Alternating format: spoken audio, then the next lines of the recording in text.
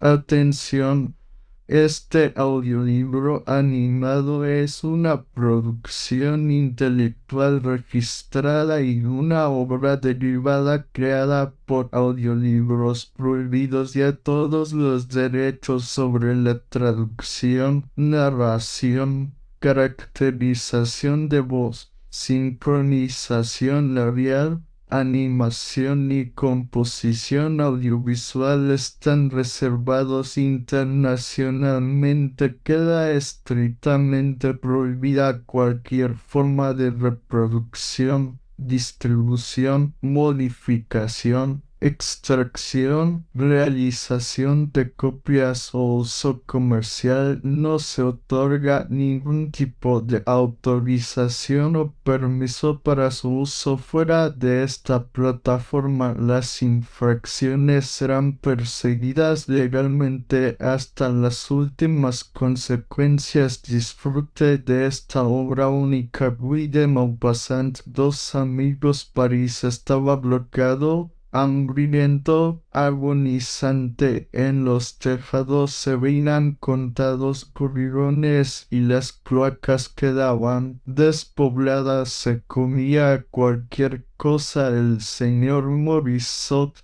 relojero de oficio y soldado de ocasión, paseaba tristemente en una clara mañana de enero por uno de los bulevares exteriores con las manos en los bolsillos de su pantalón de uniforme y la tripa vacía, cuando se detuvo ante un compañero en quien reconoció a un amigo. Era el señor Sauvage, con quien había trabado amistad a orillas del río. Antes de la guerra, Morisot salía todos los domingos al despuntar el alba con la caña de bambú al hombro y la caja de hoja de lata a la espalda. Tomaba el ferrocarril de Argenteuil, se apeaba en Colombes y a pie iba hasta la isla Amarante. Apenas llegaba a ese lugar de sus sueños, se ponía a pescar y pescando estaba hasta la noche. Todos los domingos se encontraba con un hombrecito regordete y jovial, el señor Sauvage, que tenía tienda de mercería en la calle de Notre Dame de Lorette y que, como él era un fanático de la pesca, con frecuencia pasaban tardes enteras sentados uno junto a otro, con la caña en la mano y los pies colgando por encima de la corriente, y así habían llegado a ser buenos amigos. Ciertos días no hablaban, otros sí, pero aun sin pronunciar palabras se entendían admirablemente, pues tenían gustos iguales y sensaciones idénticas. En primavera, por la mañana y a eso de las 10, cuando el sol hacía flotar sobre las tranquilas aguas la ligera neblina que sigue a la corriente, calentando sus espaldas de pescadores furiosos con el calor de la estación nueva. Sucedía a veces que Morisot decía a su vecino: ¡Qué hermosura! Y Salvaje respondía: no hay nada mejor, y esto bastaba para que se comprendiesen y se estimasen. En el otoño, al finalizar la tarde, cuando el cielo, ensangrentado por el sol poniente, lanzaba al agua dibujos de nubes escarlata, purpuraba el río, inflamaba el horizonte llenándolo de manchas rojizas como el fuego y dorando los árboles amarillentos que parecían estremecerse con los calofríos del invierno. Salvaje miraba sonriendo a Morisot y le decía: ¡qué espectáculo! Y Morisot, maravillado, contestaba sin apartar los ojos del flotador. Eso es mejor que el bulevar, ¿verdad? En cuanto se hubieron reconocido, se estrecharon enérgicamente las manos y muy emocionados al encontrarse en aquellas circunstancias, Salvaje, exhalando un suspiro, murmuró cuántos acontecimientos. Y Morisot, muy triste, gimió. ¿Y qué tiempo? Hoy es el primer día hermoso del año. Con efecto, el cielo azul aparecía inundado de luz. Soñadores y tristes se echaron a andar uno junto a otro hasta que Morisot dijo: ¿y la pesca? ¡Qué hermoso recuerdo! Salvaje preguntó: ¿cuándo volveremos? Entraron en un cafetín, tomaron un ajenjo y echaron a andar de nuevo por las aceras. Morisot se detuvo para decir: otro ajenjo. Y como Salvaje aceptase, entraron en una taberna. De ellas salieron aturdidos como quien tiene el vientre lleno de alcohol. El tiempo era bueno y la brisa agradable les acariciaba el rostro. Salvaje, a quien el aire templado había concluido de embriagar, se detuvo. Si fuésemos, dijo, ¿a dónde?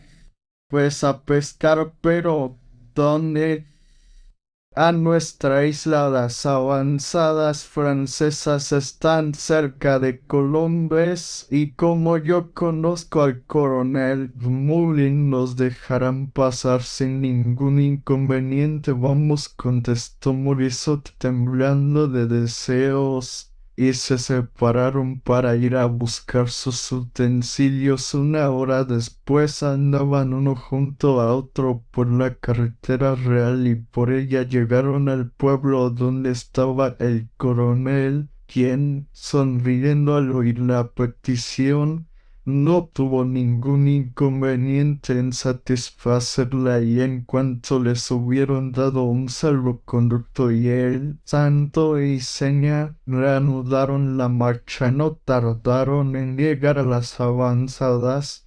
Cruzaron Colombes, completamente abandonado, y se encontraron en los viñedos que llegaban hasta el Sena. Serían las 11 enfrente. Argenteuil parecía muerto. Las alturas de Orgemont y de Sanois dominaban todo el país, y la llanura que se extiende hasta Nanterre estaba vacía, completamente vacía, con sus desnudos cerezos y sus tierras grises. Salvaje señaló las altas colinas y murmuró: los prusianos están allí. Y ante el desierto paisaje, extraña inquietud paralizó a los dos amigos. Los prusianos nunca los habían visto, por más que desde hacía un mes los sentían alrededor de París, arruinando a Francia, pillando, matando, sembrando el hambre, invisibles y todopoderosos. Y cierto terror supersticioso se unió al odio que sentían para aquel pueblo desconocido y victorioso. Haciendo un esfuerzo, Morisot consiguió articular: si los encontrásemos.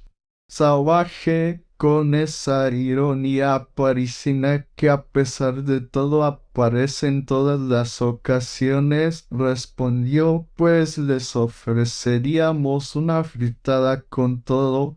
Intimidados por el silencio, vacilaron antes de aventurarse por los campos. Al fin Salvaje se decidió y dijo: vamos, en marcha. Pero con precaución, y por una viña bajaron casi a gatas, ocultándose tras las matas.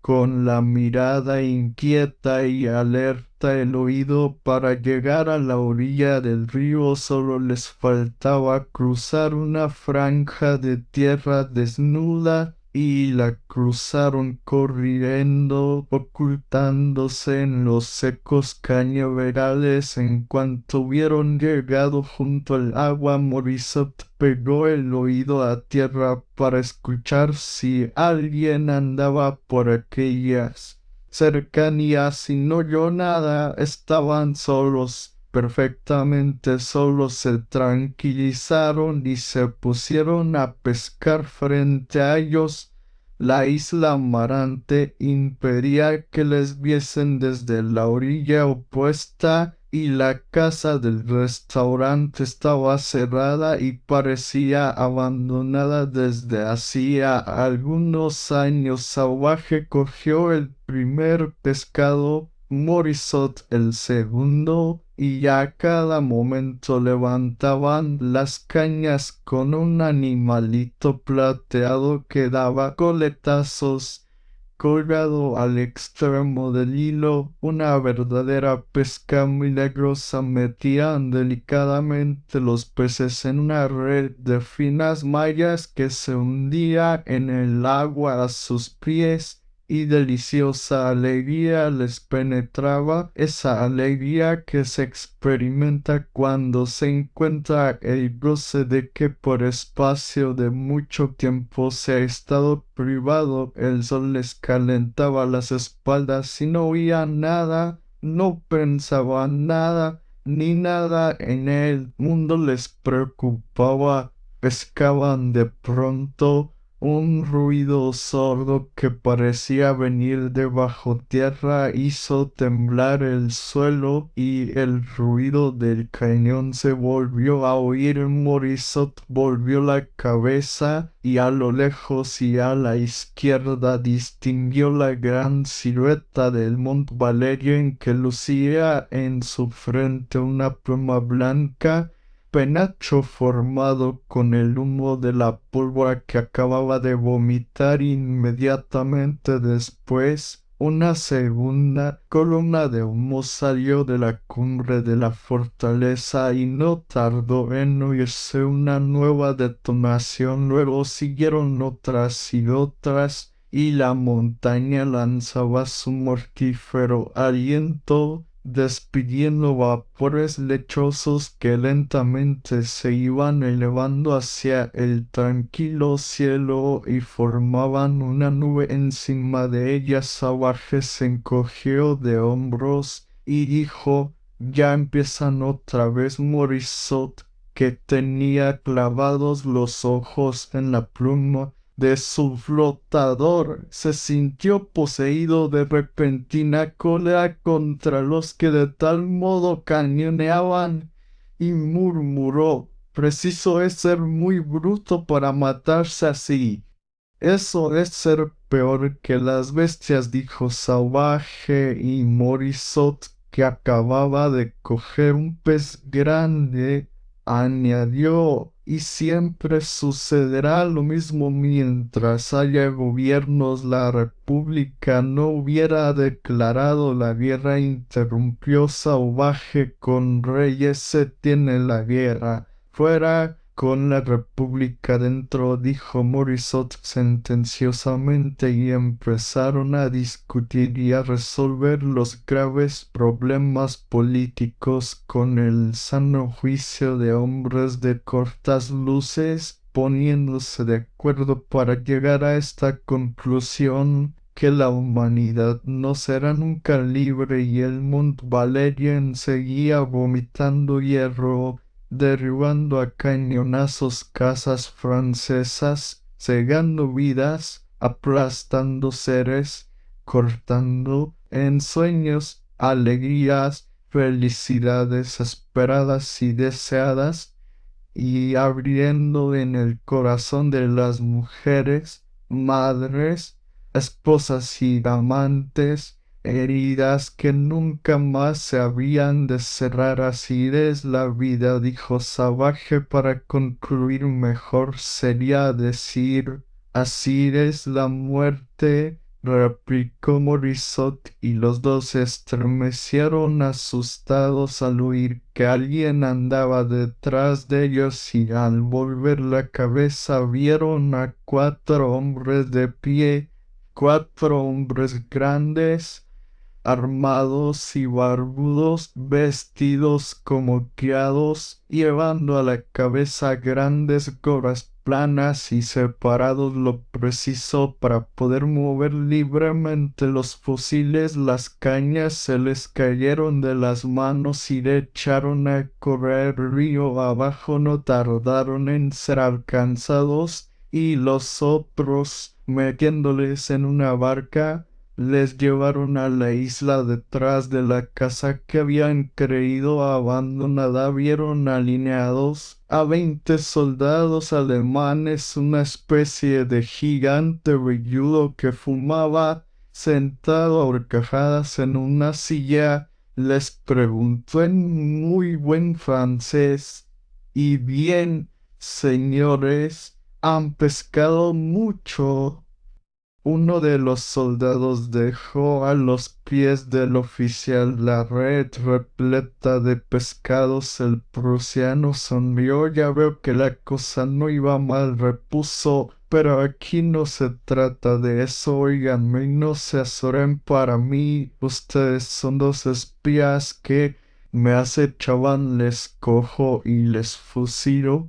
Pues lo de la pesca era una combinación para disimular sus proyectos. Han caído en mis manos, y como estamos en guerra, tanto peor para ustedes. Con todo, como para llegar hasta aquí les habrán dado el santo y seña. Si me lo comunican, les perdonaré. Los dos amigos, lívidos y temblando nerviosamente, callaron. El oficial añadió: nadie lo sabrá nunca, y les dejaré marchar tranquilamente. El secreto quedará entre nosotros, pero si caían, les mato. Escojan. Los dos permanecieron inmóviles y sin abrir la boca. El prusiano, sin perder la tranquilidad, extendió la mano hacia el río y agregó: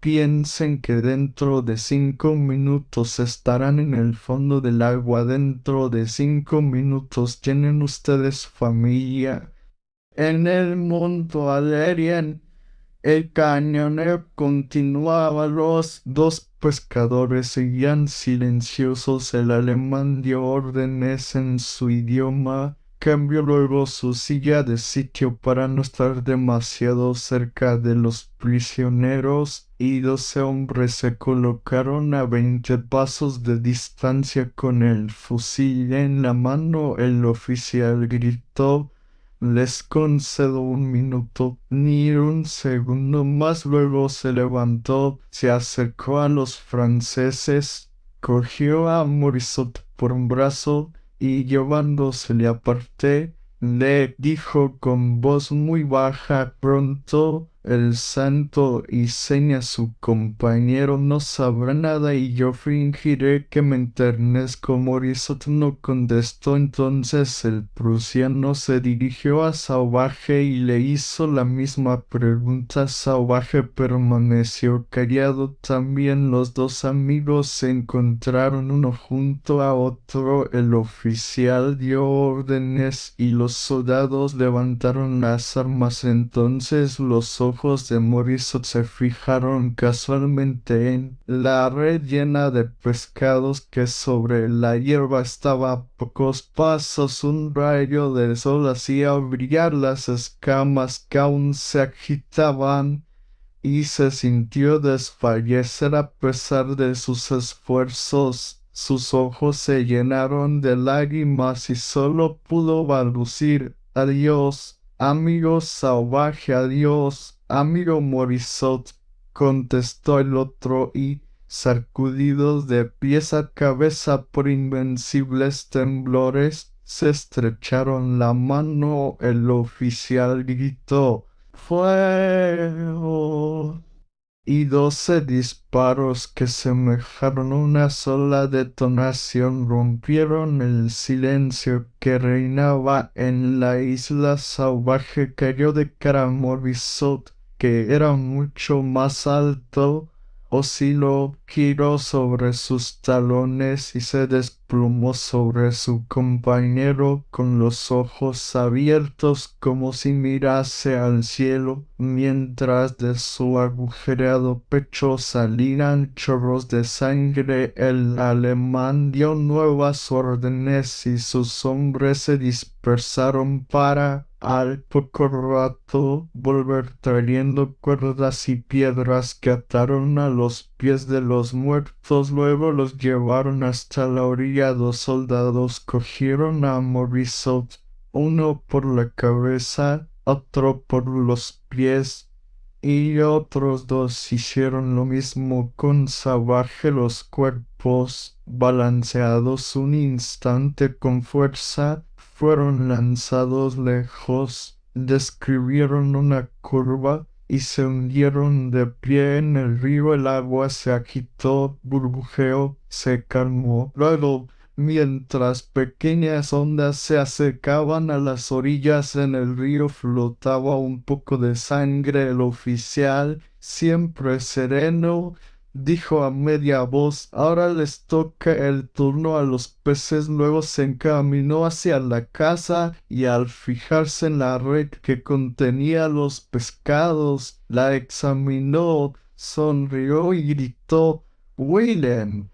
Un soldado que llevaba delantal blanco acudió al llamamiento, y el prusiano, dándole la pesca de los dos fusilados, le dijo: «Fríeme enseguida a esos animalitos. Ahora que están vivos será un plato delicioso». Y, encendiendo la pipa, se puso a fumar tranquilamente. Fin. Atención.